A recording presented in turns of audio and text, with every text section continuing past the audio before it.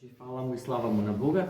Еве, Господ денес не донесе да дојдеме до местото на големиот старозаветен пророк, пети евангелист, Свети Симеон Богопримец, кој што за него се вели дека е тој што од Бога бил повикан, благочестив и така натаму, но бил еден од 70 преведувачи на Стариот Завет по барање на египетскиот цар Птоломеј. И кога го преведувал делот од Свети пророк Исаија, Свети Симеон Богопримец доаѓа до местото каде што се вели, еве, девица ќе зачне во утробата своја и ќе роди син и ќе му се даде име Емануел, што значи со нас е Бог.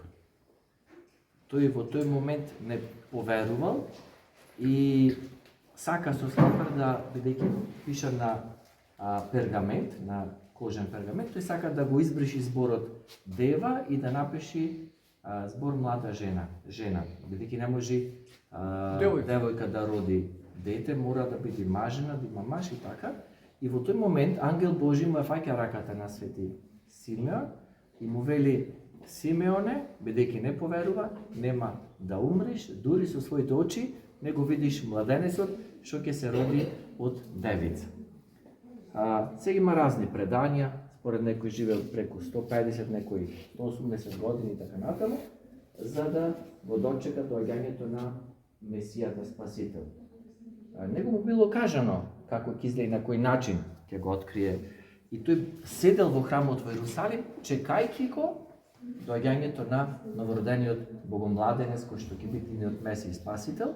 И кога Света Дева Марија со блажениот и праведен Јосиф доаѓаат 40-тиот ден да принесат жртва за и благодарност, нели, за раѓањето на нашиот Спасител, тогаш Свети Симеон, повикан од Бога, го препознал младенецот по видението што го имал, според некој ја видел светлината што излегувала од тоа бебе и кога доаѓа Света Дева Марија со Јосиф, тој пристапува кон нив, го зема во своите прегратки Христа Господа и вели, гледате, тоа се чудесни зборови кои што сега на секоја вечерна се користат, и вели: ниње отпуштаеш и раба твојего владико, поблаголу твојому смиром, и ако види еста очи моje спасение твое.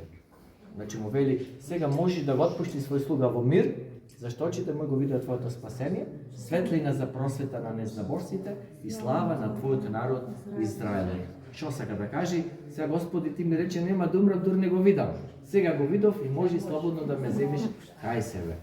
Во тој момент тука била и пророчицата Ана, пророкува за мајката Божја, за Христа, а тука ги кажува едни потресни зборови на мајката Божја, му вели: тебе девојко, меч ќе ти го прободе срцето.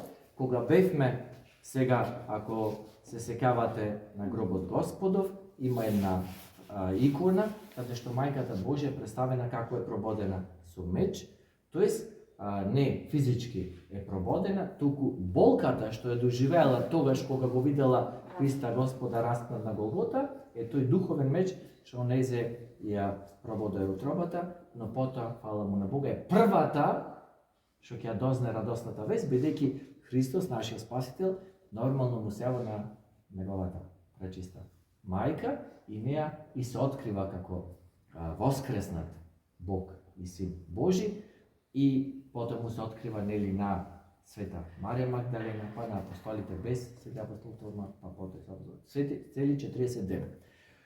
Значи, Свети Симеон Богопримец се вели дека има голема слобода пред Бога, дека е голем пред Бога и да се молиме по неговите молитви за стапништво, Бог да ни даде цврста вера, непоколеблива и надеж во воскресение и живот вечен.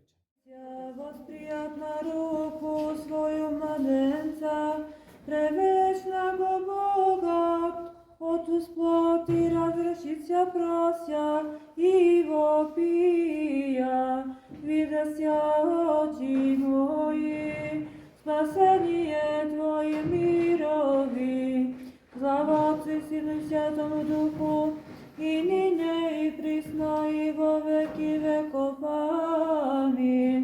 Царец не сотрешитися, одјус моляшеся, сего житија тленаго, Христа воспријат на руки, Житителја и Господа. Лице Дево, радост возвести се вселенеј, из Тебе воосија сонце правди Христос Бог наш, и разруши клятву даде благословение, и упразни смерти, дарова нам живот вечни.